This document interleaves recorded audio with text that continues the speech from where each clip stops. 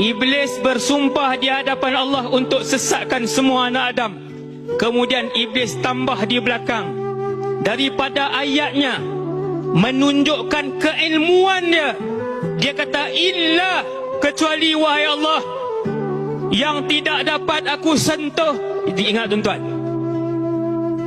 dengar tuan-tuan, aku akan sesatkan seramai-ramai mungkin anak Adam. Hari ini ada 8 bilion manusia, 6 bilion tidak beriman dengan Allah.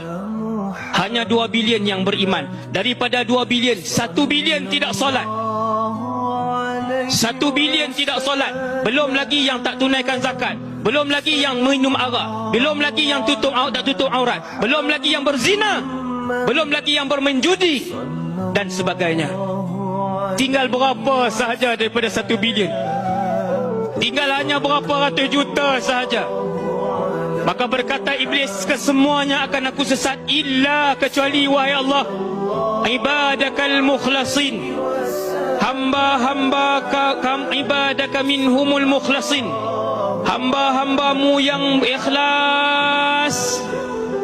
Ini syarat dia, ini kuncinya, ini rahsianya. Kecuali mereka-mereka yang ikhlas. Apa itu ikhlas wahai Rasulullah?